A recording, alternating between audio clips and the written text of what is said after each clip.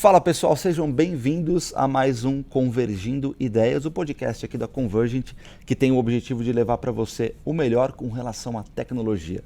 Bom, a gente já vem fazendo alguns episódios relacionados à inteligência artificial, e esse não é diferente, mas ele não é diferente por causa de uma repetição, muito pelo contrário. A gente entende que é necessário sim darmos luz para esse assunto, uma vez que a inteligência artificial está entrando em praticamente todos os setores, tanto do trabalho e até vida pessoal. Muita gente utilizando o ChatGPT em vários contextos, já tem inclusive cases de sucesso de pessoas utilizando o chat no Tinder, então ele pode ser usado em vários contextos. Mas hoje a gente vai falar especificamente de como a inteligência artificial está sendo aplicada dentro da justiça. E por que não dizer que a inteligência artificial ela está ou não na mira da justiça? Isso aqui tem um duplo sentido, né? Porque a gente já começa a olhar a justiça enxergando a inteligência artificial como uma forma de melhorar processos, de dar mais celeridade. Então, esse é o ponto positivo. Mas será que existem pontos negativos também com relação a isso? Mas para trocar uma ideia a respeito de um pouco sobre de como a inteligência artificial está sendo aplicada dentro do mundo jurídico e da justiça, eu trouxe aqui um cara gente fina demais, senhor Jorge Marmelstein. Fala, Jorge, tudo bem contigo, cara? Tudo bem, Eric? Maravilha. Eu agradeço muito o convite de estar aqui, né, no podcast para falar desse tema muito, né, interessante e atual, né, contemporâneo, que é sobre a aplicação da inteligência artificial no direito, né? E aí vendo também o seu duplo uso, o seu lado positivo e o seu lado negativo, isso é fantástico. É isso. Esse é o ponto principal, mas antes da gente começar, deixa eu primeiro explicar um pouco, né, porque você é um cara, tem um currículo incrível, né, eu estava explicando um pouco de como eu te conheci e depois entrei um pouco para conhecer os seus conteúdos que você publica a respeito de inteligência artificial, muitas vezes aplicado na vida, sim, mas muito no direito, então, na justiça, isso é muito bacana, mas primeiro deixa eu explicar, ou mostrar para as pessoas quem é o nível da pessoa que eu tenho aqui hoje. Professor de Direito Constitucional e Filosofia do Direito, mestre em Direito Constitucional, doutor em Direito pela Universidade de Coimbra e juiz federal. Tem vários artigos produzidos sobre IA e o impacto da IA dentro do direito e também na vida, mas também tem um curso muito bacana a respeito de escritura jurídica, é isso? Utilizando o ChatGPT? Escrita jurídica com ChatGPT, exatamente. Jurídica. Boa, boa. Fala um pouco desse curso aí, fala um pouco de você, como é que você entrou dentro, porque o seu conteúdo é bastante interessante, você fala muitas coisas a respeito de inteligência artificial dentro do mundo jurídico. De onde começou isso? Só para eu entender. Foi uma convergência, né, já que o podcast tem esse nome, foi uma convergência de uma série de interesses intelectuais que me levaram, por uma cósmica coincidência, a estar no lugar certo, no momento certo, quando surge o ChatGPT. Eu sou fascinado por ciências cognitivas, pelo estudo da mente humana, pelo estudo da psicologia social cognitiva, e sou fascinado também por estilo de escrita, eu tenho livros publicados pela Companhia das Letras, Superaprendizagem, e adoro ler sobre como escrever melhor, como se comunicar melhor, e eu estava numa pesquisa profunda para escrever um livro sobre escrita persuasiva quando surge o ChatGPT. Olha Eu só. já tinha, eu já tinha algum interesse em inteligência artificial, não era um pesquisador profundo, a não ser por ser entusiasta da tecnologia. Eu creio que eu fui um dos primeiros juízes, ainda em 2001, a ter um blog, né? Na época não chamava nem blog, era página pessoal, depois virou blog. Então, aprendi programação em HTML lá nos anos 90, ainda, quando a internet estava no comecinho, e fui um dos primeiros usuários da internet aqui em Fortaleza, que só tinha disponível através da UFC, né, por conexões acadêmicas, universitárias, portanto, há muito tempo eu acompanho a evolução da tecnologia e sou entusiasta, né? Fui também um dos responsáveis por implantar, né, o processo eletrônico na justiça, quando ninguém ainda era em papel, lá quando eu entrei, nós tínhamos ainda o processo em papel, hoje ela está 100% virtual, digitalizada, então passei por esse processo de uso como usuário. Quando surge o ChatGPT, eu estava num processo de pesquisa para escrever um livro sobre escrita persuasiva e conheci o ChatGPT. E já nos primeiros usos, em fevereiro do ano passado, eu fiquei impressionado, impactado, né, tanto no sentido de perceber as maravilhas que ele pode fazer, mas também assombrado, né, para entender como ele funciona, como é que ele produz aqueles textos. Eu fui um dos, eu já assinei desde de logo, já comecei a assinar em fevereiro do ano passado, não tinha ainda nem ChatGPT 4, ainda era o ChatGPT 3.5, a versão paga. E logo em seguida, em março, surge o GPT-4, né, o ChatGPT-4, e desde então eu passei a usar, né, no meu cotidiano, na minha vida, e principalmente tentando hackear a mente do ChatGPT no sentido de entender o que ele pode fazer, o que ele não pode fazer, as suas possibilidades, as suas limitações. Por estar dominando uma ferramenta nova, numa área em que pouca gente entendia o que estava acontecendo, eu fui convidado para ministrar cursos para juízes, né, sobre como usar o ChatGPT, e desde então eu fui aprimorando esse curso. Esse curso começou mais ou menos em maio do ano passado, e eu fui evoluindo, evoluindo, até que gravei, né, vários vídeos para esse curso, e ele se transformou num curso aberto, num curso disponível para qualquer pessoa, chamado Curso de Escrita Jurídica com o ChatGPT, em que eu não só mostro, né, como usar a ferramenta no seu uso básico até o mais avançado, GPTs customizados, engenharia de prompt, e essa parte mais sofisticada do uso, mas também como aprimorar a escrita, como usar isso na atividade jurídica para, por exemplo, analisar um processo, ou sugerir perguntas em audiências, ou até escrever minutas, escrever ementas, que é algo muito específico da nossa atividade. E também, né,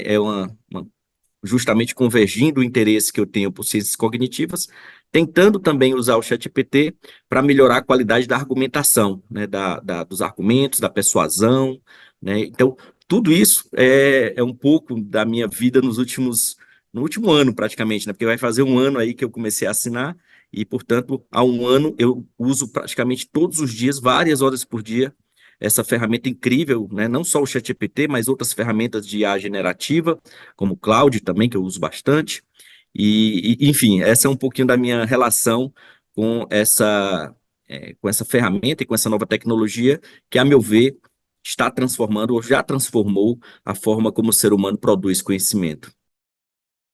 Você falou um ponto importante sobre análise de processo, né? Eu vou dar um exemplo que aconteceu comigo, acho que na semana passada, ou talvez na semana passada. A gente estava comprando imóvel e tudo mais, e por situações X, N que aconteceram lá, eu quis analisar o contrato de compra e venda para entender se por acaso aquele contrato faria sentido à lei do arrependimento, tá? No caso do imóvel. E aí eu coloquei dentro do ChatGPT, perguntei para ele, ó, se eu te passar um contrato de compra e venda de imóvel, você consegue identificar? Primeiro eu perguntei para ele se ele entendia ou não do que se tratava a lei do arrependimento. Aí ele me trouxe, obviamente ele entendia, e depois eu quis passar o contrato para entender se por acaso aquilo faria algum sentido dentro daquele contexto.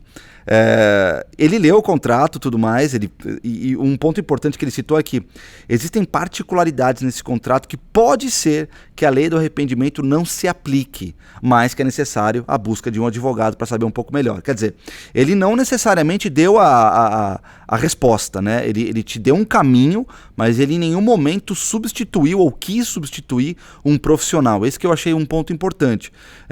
Mas ali já me acendeu um alerta, né? Falei, poxa, então pode ser que não funcione. No final das contas deu tudo certo, mas eu acho que isso tem um pouco a ver com o que você está falando, porque a minha pergunta é justamente isso. Como é que ele consegue ajudar nessa precisão de revisão de casos processuais, de documentos legais? A primeira coisa que a gente tem que entender é que existem duas formas de usar o ChatGPT, pelo menos duas formas. Existem várias outras, mas pelo menos duas formas que são as mais conhecidas, né, pelaquela pessoa que pela primeira vez usa o ChatGPT.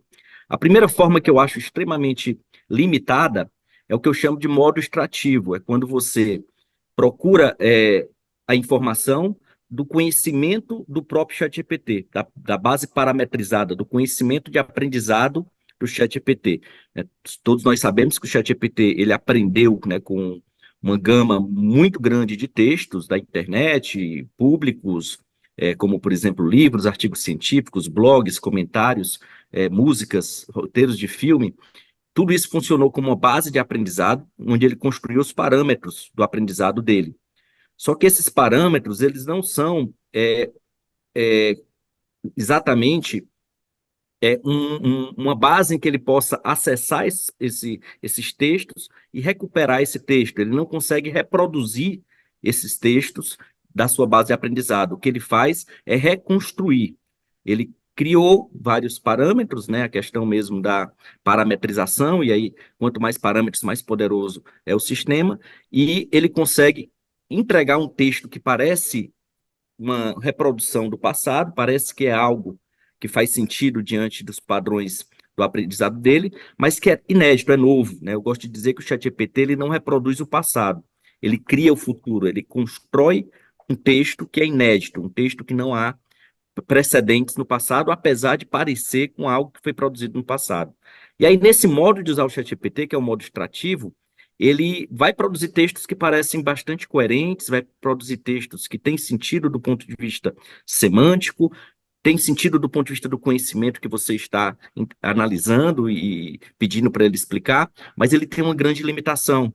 Ele é péssimo para reproduzir, ou para informar, ou para extrair, ou para entregar resultados que exijam precisão, que exijam que sejam reprodução da realidade, como, por exemplo, fatos, dados. O que são fatos? Uma lei é um fato, a existência da lei é um fato, né? Um precedente do Supremo Tribunal Federal é um fato. Um precedente do TSE, do Tribunal Superior Eleitoral, onde eu estou agora, também é um fato. Um artigo científico é um fato, né? Uma data é um fato, né? Um fato histórico é um fato. Se você pedir para que ele traga fatos usando a sua base de conhecimento parametrizado, a sua base de aprendizado, ele provavelmente vai construir algo que não existe. É o que a gente chama de alucinar, né? Produzir as alucinações. As alucinações nada mais são do que uma reconstrução de padrões que o ChatGPT cria, que tem uma aparência de veracidade, porque a linguagem que ele usa parece verossímil, mas ele não tem compromisso com a realidade, com a verdade, porque ele não está conseguindo exatamente extrair esse fato e trazer para o presente. Então, se você quiser usar o ChatGPT num contexto de usar a base do passado para coisas muito específicas, como, por exemplo, a análise de um contrato muito específico que você está analisando, pode ser que ele traga informações ou muito genéricas, né, que aí tem aquela aparência de, que legal, a resposta boa, ou falsas, ou que não são correspondentes à realidade. Por isso que quando você está usando o ChatGPT, sobretudo no direito, que exige precisão, exige compromisso com a veracidade, você não pode ter uma ementa falsa, uma jurisprudência falsa, uma lei falsa, você não pode permitir qualquer tipo de alucinação, você tem que usar um outro modo, né, que é o modo interpretativo. É um modo em que você vai estabelecer os parâmetros de conhecimento que você quer que ele tome como base, e a partir daí ele vai construir uma resposta com base nesse conhecimento que você colocou. Por isso também que é importante que o usuário ele domine o conhecimento que ele está trabalhando. Eu jamais seria capaz, por exemplo, de escrever um artigo sobre medicina, porque o ChatGPT iria me enganar. O ChatGPT iria produzir algo que eu ia acreditar, porque eu não domino a matéria de fundo, aquele texto faz sentido, parece bem escrito, e ele vai entregar uma resposta que pode ser que não tenha o menor sentido do ponto de vista científico, né? E aí, mas no direito, que é a área que eu domino, eu consigo fazer o controle, consigo levar o ChatGPT para onde eu quero, e, sobretudo, eu consigo selecionar, incluir, né, dentro da janela de contexto, o conhecimento que eu quero que ele produza. Então, nesse caso aí, se eu fosse fazer uma análise de um contrato, eu provavelmente iria estabelecer primeiro um artigo científico, ou a legislação específica sobre aquele assunto, ou as decisões que eu quero que ele tome como base para interpretar aquele contrato, e uma vez que eu insiro isso na janela de contexto, eu posso, a partir daí, fazer perguntas específicas sobre o contrato, e ele vai ter um pouco mais de confiabilidade na resposta, porque ele vai estar usando como parâmetro de solução, não o conhecimento do aprendizado, que é muito genérico, mas um conhecimento específico que eu incluí na janela de contexto, ou através de anexos, ou através de um copiar-colar, ou através de um GPT customizado. Essa seria a melhor forma de usar o ChatGPT para esse fim, né, para um fim mais específico. Se Por outro lado, o seu objetivo é obter informações sobre o que é o arrependimento, quais são, né, os argumentos a favor e contra, né, uma determinada tese. Você pode usar a base de conhecimento dele, porque ele vai produzir ideias muito boas. Então, em síntese, só para concluir essa parte, se você quiser algo mais específico, use o modo interpretativo, forneça o conhecimento específico que você quer que ele trabalhe. Se você estiver trabalhando com fatos, nunca confie na base dele de aprendizado, nunca confie nas respostas que ele dá, porque ele alucina por padrão.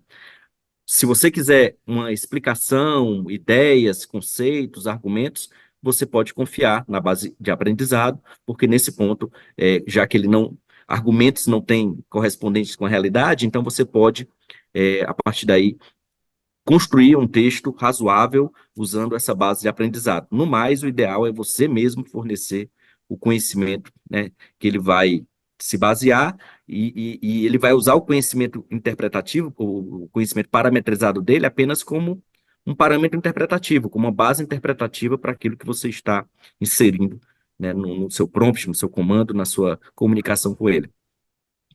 Não, isso faz absolutamente todo sentido, né? Aí que vem o ponto principal, o que todo mundo bate muito na tecla, sobre a qualidade do prompt. A qualidade do prompt ela é absolutamente fundamental.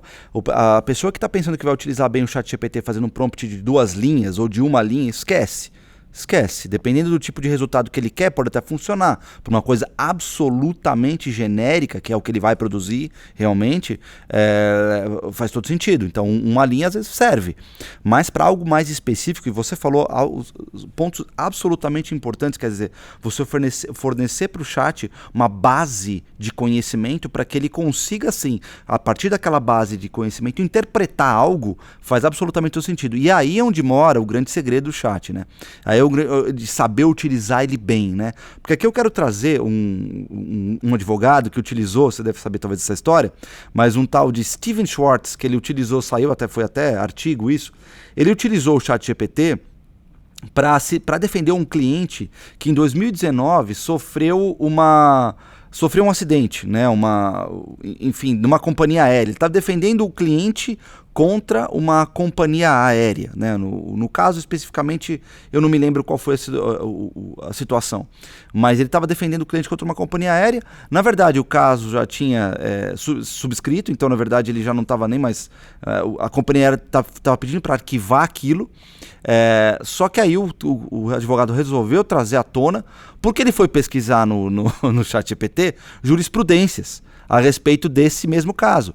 O que aconteceu é que o chat ele começou a alucinar e trouxe 2 casos falsos. Um deles era verdadeiro, eram 3. Um deles era verdadeiro e os outros 2 eram falsos. Tá? E ele levou esses 3 casos como jurisprudência.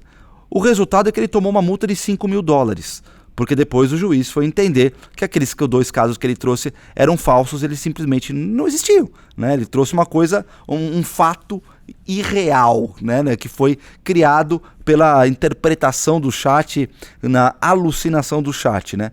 Mas aí eu quero tirar um ponto importante, né? E talvez pincelando nessas situações que você falou. A gente acabou de falar de documentos legais, sobre como a análise pode ser mais bem feita de documentos legais a partir do momento que você oferece uma base de conceitual para o chat, né?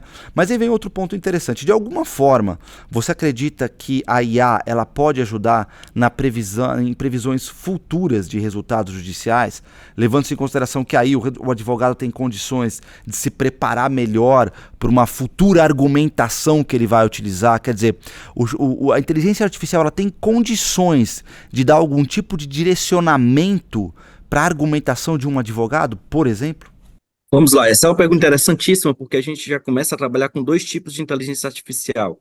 A inteligência artificial generativa, que é o ChatGPT, e a inteligência artificial preditiva, que usa modelos estatísticos tradicionais para fazer previsões e probabilísticas, né, de dados e análise a partir de modelos estatísticos, que existem vários, né, a depender do tipo de predição que você quer fazer.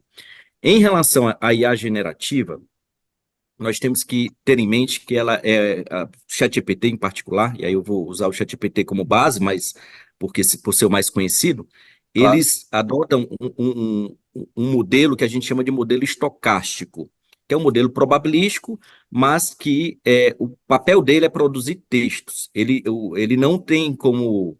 Ele não aprendeu, não fez parte do aprendizado dele cálculos ou estatísticas ou previsões. Ele aprendeu a prever o próximo token, a próxima palavra, a Exato. partir de uma sequência. Inclusive, essa é a razão também pela qual é importante você dominar a chamada arte da engenharia de prompt, ou engenharia de prompt, pelo fato de que o ChatGPT, ele pensa através de tokens, ou seja, ele pensa através de palavras, de expressões que são colocadas para que ele adivinhe a próxima palavra dentro de uma sequência. Ao contrário dos modelos antigos, que levavam em conta apenas a palavra anterior, né, o ChatGPT ele consegue pegar uma chamada janela de contexto, que é um conjunto de textos mais longos, e prever outros textos, né, a partir de uma valoração, digamos assim, semântica e probabilística dessas expressões, dessas palavras, né, que fazem parte da sua janela de contexto. Então, se eu escrevo o céu é, e peço para ele completar, ele tem muitas possibilidades. O céu é azul, o céu é lindo, o céu é bonito, e ele vai preencher isso de modo aleatório. Só que, a depender da temperatura, a depender do grau de aleatoriedade que você deseja, ele pode ir para algo mais previsível, como, por exemplo, o céu é azul, ou algo completamente imprevisível, né? O céu é um espelho, né, é, lilás, né? Algo Sim. que foge um pouco do esperado. É o que a gente chama de altas temperaturas, que é mais criatividade, mais aleatoriedade do ponto de vista é, das palavras que ele vai usar. No modo padrão dele, ele usa palavras mais previsíveis, mas ainda com grau de aleatoriedade. É por isso que você nunca vai ter o mesmo texto sendo escrito, mesmo que você coloque o mesmo input, o mesmo prompt.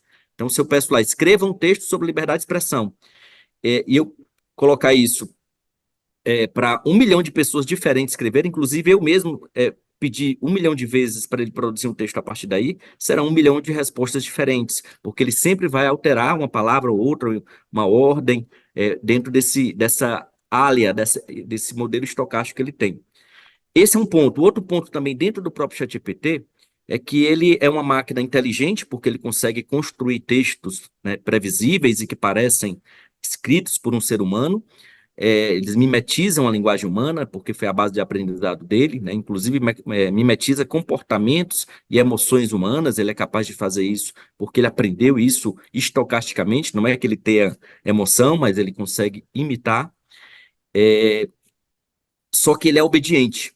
Ele também aprendeu a obedecer o usuário, né? Ele aprendeu com feedback humano e ele é um assistente, né? O nome ChatGPT tem no início a palavra chat para dizer que ele é conversacional, ele é um modelo de conversação, ele é um assistente. O que é que significa isso?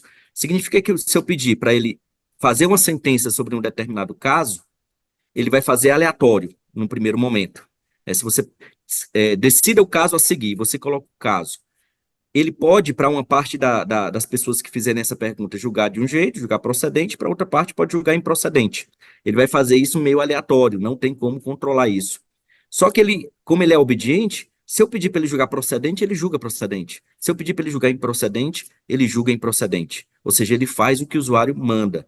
Então, um erro muito comum de quem usa o ChatGPT e vê uma resposta muito bem feita dele é achar que aquela resposta, por exemplo, dizendo qual é a melhor solução para um caso X, dizendo qual é a solução mais justa para um caso X, achar que ali está sendo produto de uma inteligência sábia, prudencial, né, inteligente e justa, imparcial. Não.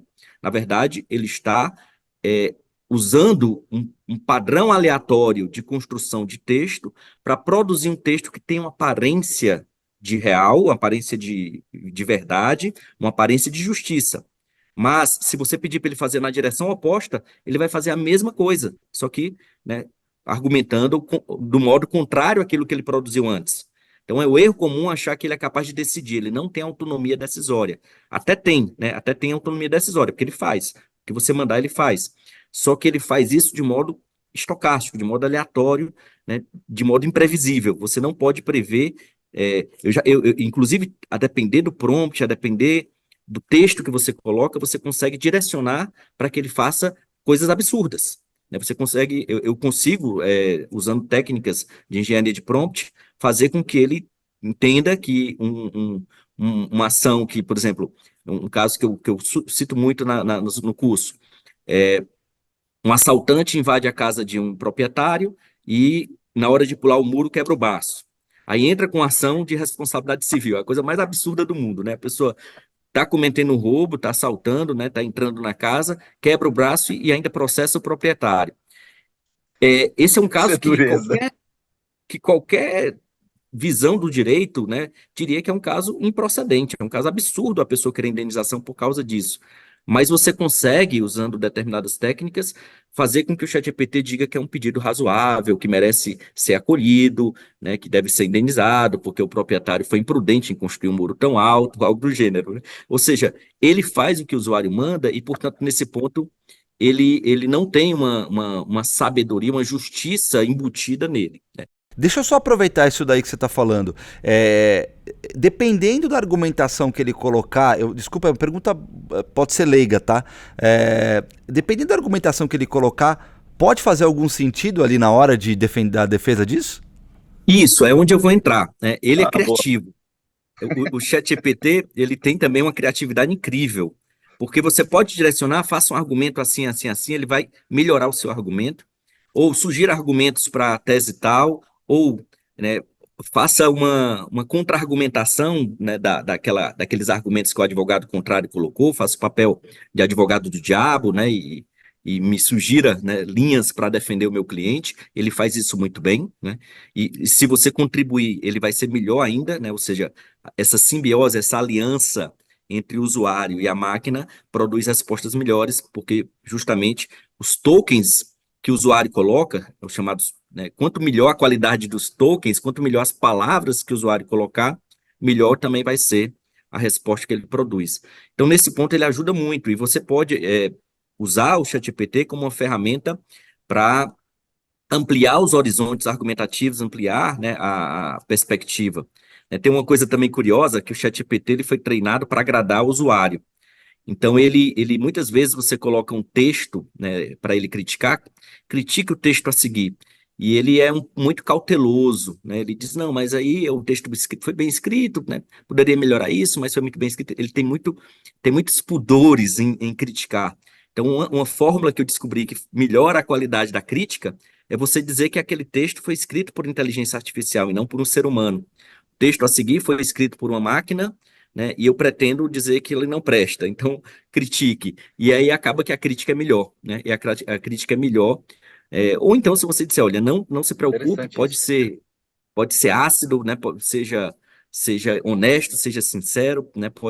Porque aí nesse caso você quebra aquela barreira de não querer desagradar o usuário, né? Ele tem um viés de feedback positivo. Ele quer o feedback positivo do usuário, portanto, ele quer sempre usar expressões que agradam. E aí a pergunta lá original era a questão da previsão, né? Nesse ponto, o ChatGPT ele não funciona como uma ferramenta de previsão. Né? Qual é a chance desse julgamento ser procedente? Qual é a chance desse argumento colar? Ele até vai dar uma resposta, vai construir, mas é aleatório e muitas vezes não é baseado em estatística, não é baseado em matemática. É mais fruto de uma construção de linguagem que pode fazer algum certo sentido, né, pode dar uma luz, mas que não tem uma base por trás dele, um modelo estatístico em que ele pegou todos os casos semelhantes e fez uma projeção de como é que serão os casos futuros. No entanto, ele é uma ferramenta que ajuda na codificação. E aí, onde você pode usar o ChatGPT para construir modelos de análise, por exemplo, em Python ou em R, né, Isso. ou no Excel mesmo, né, em BI, né, outras ferramentas, em que você vai construir dentro do ChatGPT os modelos, as fórmulas, explicando, né, como é que deve ser, ele vai construir o modelo e você pode usar uma ferramenta de análise preditiva para fazer o trabalho, né? Então, em geral, né, hoje em dia, inclusive, isso é automático, se você pede para ele fazer uma análise preditiva, ele já vai usar o Python, né, para fazer uma análise, mas geralmente ele constrói o código e você tem que rodar em outro lugar, porque ele não é feito para fazer análise preditiva. Mas nós temos várias ferramentas de inteligência artificial que, na verdade, o nome não era nem inteligência artificial, era jurimetria, antigamente, estatística, né? No modo mais tradicional, né? A inteligência artificial nada mais é do que modelos estatísticos em que a máquina passou por um processo de aprendizado, né, para identificar padrões e, a partir daí, construir e otimizar projeções futuras. Essa digamos assim, o principal conceito, o mais básico conceito de inteligência artificial. Então, quando a gente fala de inteligência artificial, a gente está falando de modelos preditivos da estatística, né? E esses modelos já são usados na justiça, né, em vários pontos. Temos ferramentas, por exemplo, a AG usa o Sapiens, né, que usa alguns modelos preditivos para saber se deve fazer acordo ou não. Algumas empresas, né, usam também modelos preditivos para ver o grau de êxito, mas isso aí é fora do ChatGPT. Isso aí não são ferramentas da inteligência artificial generativa, que essas IAGs, né, ferramentas de inteligência artificial generativa, elas estão mais relacionadas à criação, à geração, né, à construção de algo inédito, e não necessariamente uma previsão do passado, digamos assim. Né? E você falou tanta coisa interessante, tantos insights que eu mesmo não tinha. E aí vem aquela situação, né? Se mexer, olha, tem tanta gente, obviamente tem o seu curso, mas tanta gente que já trabalhou bem no ChatGPT e já desenvolveu tanto conteúdo bacana de como utilizar ele bem, que facilita para todo mundo, né? Só ter um pouco de força de vontade ou de disponibilidade para ir atrás desse conteúdo rico que está disponível na internet, para se entender como se usar ele melhor. Porque, como a gente falou lá atrás, não é só uma simples linha que vai te trazer um bom resultado. Você acabou de dar dicas incríveis para todos os advogados que estão nos ouvindo aqui. Isso a gente está falando para a linha só jurídica, mas ele serve para milhões de coisas. Eu utilizo ele muito dentro do marketing e eu tenho muito cuidado com esses prompts. E toda hora eu estou procurando para saber como outros marqueteiros, que já têm vídeos inclusive disponibilizados no YouTube, trabalharam determinadas coisas que eu estou trabalhando agora, por exemplo, algumas análises. Funciona bem, funciona muito bem. Só que, como você falou, tem que tomar um baita de um cuidado. Até porque, olha só, o Brasil, ele é o quarto país que mais, saiu uma pesquisa que o Brasil é o quarto país que mais acredita no resultado da inteligência artificial. E isso é um baita de um problema, porque no final do dia, né? Se você for acreditar em tudo que o ChatGPT te coloca, você tem um baita de um problema. Foi o que aconteceu com esse advogado que eu acabei de citar antes. Quer dizer, ele acreditou naquelas jurisprudências e seguiu em frente. Quando aquilo, se você não dá uma base para ele, complica muito. Mas aí vem um outro ponto que eu queria levantar, que aí são os pontos éticos a respeito do ChatGPT e das inteligências artificiais.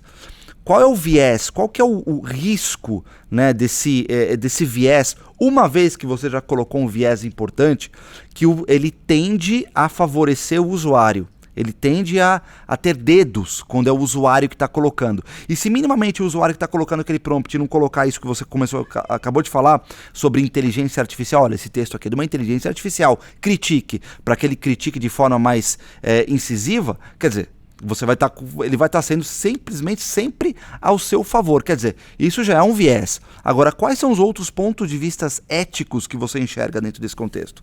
A IAG, não só a IAG, a inteligência artificial de modo geral, ela já tem há muitos estudos que têm uma preocupação ética, como, por exemplo, um muito famoso é o viés discriminatório, né? A possibilidade de que, na base de aprendizado, você ter reprodução de preconceito, reprodução de visões tradicionais que possam reproduzir, por exemplo, uma visão mais sexista, uma visão mais racista, uma visão mais ocidental, né? Uma visão menos focada em minorias. Nós temos vários exemplos, né, não envolvendo ChatGPT, mas envolvendo ferramentas do Google e outras que, né, tinham dificuldade de identificar rostos de pessoas de minorias, né, como pessoas negras, ou então de chatbots que reproduziam linguagem sexista, né, a partir do aprendizado com os comentários, interações com os usuários, e esse seria, no caso da IAG, isso é uma preocupação menor hoje em dia, é uma preocupação que, de certo modo, não vou dizer que foi neutralizada, porque existem mecanismos de você fazer o chamado jailbreak, que é quebrar essas barreiras de proteção, porque tanto a OpenAI, que é a empresa que criou o ChatGPT, quanto a Anthropic, que é a empresa que criou a Cloud, quanto o Google, que é a empresa que tem o Bard, o Gemini, são empresas que estão centradas, têm uma preocupação com o ser humano, têm uma preocupação com o uso benéfico para a humanidade, né? E aí elas já criaram mecanismos para evitar um uso muito danoso dessas ferramentas, por exemplo, para criar textos ofensivos. Então, se você pedir para o ChatGPT, produza um texto ofensivo a uma determinada pessoa, ou faça uma defesa da supremacia racial branca, ou defenda que os homens, que as mulheres devem ser subjugadas e devem ser, que a violência contra uma mulher é justificada. Essas próprias ferramentas hoje vão dizer, olha, eu não posso fazer isso está errado, eu não aceito, eu não vou fazer. E ela se nega a fazer. Isso são proteções que já tem uma questão ética envolvida, que é saber se a máquina, né, o robô, se o algoritmo deve ser neutro e permitir que o usuário faça o que quiser, ou se deve direcionar para um determinado lado. De um modo geral, essas grandes empresas hoje, que dominam esse mercado, estão estabelecendo barreiras éticas para evitar o uso ofensivo, o uso criminoso, né, o uso que possa violar esses valores, né, de igualdade, de antipreconceito, antidiscriminação. Essa seria uma preocupação. Outra preocupação é com a questão realmente da veracidade, com a alucinação.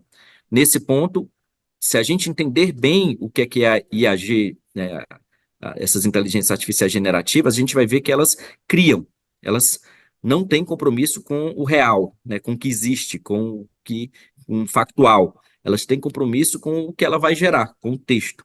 Então, você consegue produzir textos, decisões, inclusive comentando a questão da decisão, a primeira vez que eu usei o ChatGPT foi na atividade jurídica para pesquisar, que é um erro, né, você usar o ChatGPT ou qualquer ferramenta de criação para pesquisa, porque ele é péssimo de pesquisa, a não ser que você inclua o próprio conhecimento que você quer pesquisar. Mas eu fui pesquisar decisões do TSE em que candidatos haviam sido condenados por abusar da liberdade de expressão. Eu estava com um caso específico, né, envolvendo um candidato que nas eleições não são candidatos famosos, é um candidato para desconhecido, né, que abusou da liberdade de expressão. E na hora que eu fui fazer a pesquisa, o ChatGPT me deu 5 casos com nomes, datas, números do processo, dizendo, fulano de tal, prefeito de não sei qual, foi condenado por ter dito um discurso contra a Marielle, assim, assim, assim. E eu fiquei incrível. Poxa, eu estudo direito, eu sou juiz Só eleitoral, falta sou do dizer que ele TRE, alucinou isso tudo. tudo. Quando ele Meu disse, não Deus. sei, eu falei, que fantástico, que caso bom. Comecei a pesquisar e não achava. Não achava nenhum caso daqueles que estava citando. Cheguei a ir na página da pauta do TSE para saber o dia do julgamento, para saber se aquele processo foi julgado.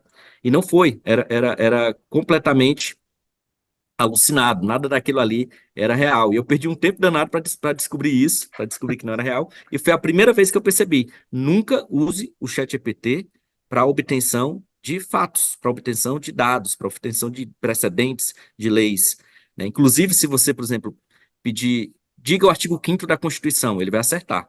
O artigo 5º é muito famoso, todos são iguais perante a lei, então é um artigo que é muito recorrente na internet e nos textos de aprendizado que funcionaram lá no treinamento do ChatGPT. Então, ele é capaz de regurgitar, que é repetir exatamente o teor do texto, né? E se você pedir, cite com as exatas palavras do artigo, ele vai citar o artigo 5º corretamente. Mas se você pedir o artigo 38 ou o artigo 27 da Constituição, ele não vai conseguir. Que Ele são não menos consegue. conhecidos por causa disso? Caramba. Então, não são tão frequentes, não são tão recorrentes no aprendizado, e, portanto, essa é a lógica dele. Ele consegue entregar informações mais conhecidas, né, mas ele não consegue entregar informações menos conhecidas. Então, uma questão ética, realmente, é essa questão da falsidade, né, da ausência de compromisso com a realidade. Eu tenho um exercício que eu também faço no curso, que é um exercício para mostrar o chamado viés de feedback positivo, que é essa tendência dele de agradar o usuário, ainda que em detrimento da verdade. Eu geralmente uso mais de um exemplo, mas um dos exemplos que eu uso eu pergunto qual é o time mais querido do estado do Ceará, né? E a resposta dele é sempre aleatória. pode ser o Fortaleza ou o Ceará, né? Um dos dois, mas às vezes é Ceará, às vezes é Fortaleza, às vezes ele diz que não vai dizer, né? Que pode ser tanto um quanto o outro, mas às vezes ele diz, não, o time mais querido é o Ceará, né? E eu sou Ceará, ok, me agradou, né? Mas quando ele diz que é o Fortaleza, né? Ele diz, é o Fortaleza é o time mais querido, ganhou mais títulos recentemente e tal. Eu pergunto, você tem certeza? Essa pergunta, você tem certeza, é tipo como se fosse mostrando para ele que eu estou insatisfeito com a resposta, né? E aí ele automaticamente muda. Não é bem assim, realmente, tem um estado, tem um Ceará que é muito bom também e tal. Ou seja, ele muda de resposta ao gosto do freguês, né? Então ele é muito maleável com a Sim. verdade, né? E aí eu já fiz isso, exercícios desses em termos de fatos, né? Cite quais são as regiões da Justiça Federal no Brasil. Ele vai lá, cita e erra, né? Ou, aliás, e acerta. Aí eu falo, tem certeza? Não tem outra região, tal? Ele, você tem razão, tem essa outra região, tal. Ele cria porque eu pedi, né? E aí, portanto, ele não tem esse compromisso com veracidade, essa é uma questão ética importante. Você falou a questão do viés de máquina, né? Que é a tendência que a gente tem de confiar no que a máquina diz, e com o ChatGPT a gente tem que ter uma crença de que toda a resposta dele é falsa, a não ser que você diga a resposta, porque ele é uma ferramenta poderosa para gerar textos, e ele não substitui a inteligência humana, ele expande a inteligência humana. Portanto, o usuário é que está no comando, o usuário é que tem que direcionar para onde ele deve ir, senão ele vai dar respostas estocásticas, aleatórias. Outro problema que a gente tem também, são mais dois problemas interrelacionados, aí para concluir essa parte ética, é a questão da autoria, né, uma questão de saber até que ponto um texto escrito pelo ChatGPT pode ser atribuído a um usuário, ou se você deve colocar que o texto foi escrito em parceria, com ajuda. Eu, particularmente, eu faço uma distinção entre textos escritos pelo ChatGPT e com a ajuda do ChatGPT. Quando eu peço, escreva sobre liberdade de expressão, aquele texto ali foi escrito pelo ChatGPT, né? Então, ali eu não me considero, eu não me considero legítimo para colocar meu nome como autor daquele texto, porque eu não tive contribuição alguma. Inclusive, geralmente, se você faz um prompt dessa natureza, o texto decorrente é sem nenhum valor epistêmico, ele não acrescenta nada de conhecimento ao mundo, né? Ou seja, é um texto que é apenas uma reescrita de padrões do passado e, portanto, não há novidade, não há ineditismo em termos de conteúdo. Ele é inédito em termos de linguagem, né? Provavelmente não vai ter nada parecido em termos de... Se você está no Google, ele vai colocar como não existe aquele texto, não existe aquelas palavras, mas a autoria é uma autoria de máquina, né? E que, a meu ver, não deveria ser atribuída a um ser humano. Eu não colocaria que foi escrito por mim, né? Eu não colocaria. Apesar do que a própria OpenAI, que criou o ChatGPT, diz que os textos pertencem ao usuário, né? Mas essa é uma propriedade de direito autoral, não de autoria, né? Eu sou proprietário de tudo que o meu ChatGPT, né, a minha assinatura de ChatGPT produz. Eu sou É proprietário quase um daquele texto. NFT, né? Ele é quase um NFT, porque ele é muito único, assim, né? É muito Isso, único. exato. Mas a autoria, nesse caso, é da máquina e eu não colocaria meu nome. Nem acho que qualquer pessoa, se qualquer pessoa fizesse isso, estaria violando um princípio ético de integridade, honestidade intelectual. No entanto, muitas vezes você faz um texto em parceria. É quando você. é, eu, geralmente, quando eu escrevo com o ChatGPT, eu escrevo 2 ou 3 parágrafos e peço para ele complementar, indicando quais são as ideias que ele vai complementar. E ele completa. E aí, nesse caso, é uma interação entre homem e máquina, que aí, nesse caso, eu posso dizer texto escrito por mim, com auxílio do ChatGPT, com a ajuda do ChatGPT. E se eu quiser colocar um valor de transparência, eu ainda posso. Está aqui o link da conversa.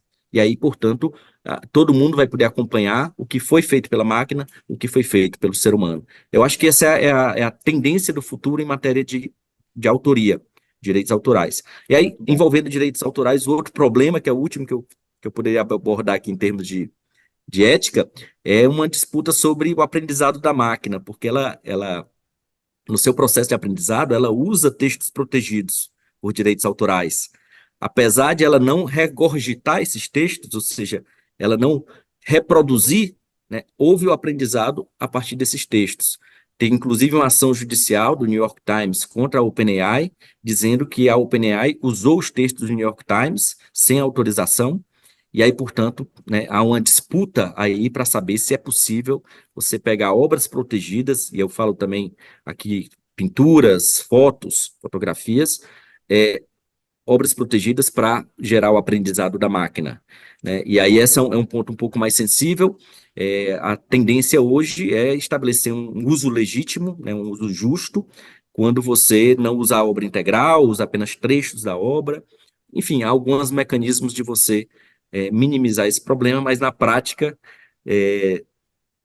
essas empresas estão usando textos protegidos para ensinar as máquinas, e aí vai gerar um problema realmente ético sobre a proteção dos direitos autorais, copyright, daqueles autores que foram usados como aprendizado. Inclusive eu quero deixar aqui que a gente fez um podcast justamente com a Tainá Aguiar, que ela é especialista em direitos autorais, que o nome do podcast é Como a IA está mudando os direitos autorais para sempre. A gente já fez esse bate-papo, foi bem interessante. Ou seja, a gente precisa modernizar as leis, né? Porque a gente está falando de algo extremamente novo e com leis ainda antigas, mas que ainda muita coisa da lei antiga ainda pode ser aplicada para mesmo essas coisas novas, pelo que eu entendi na conversa dela.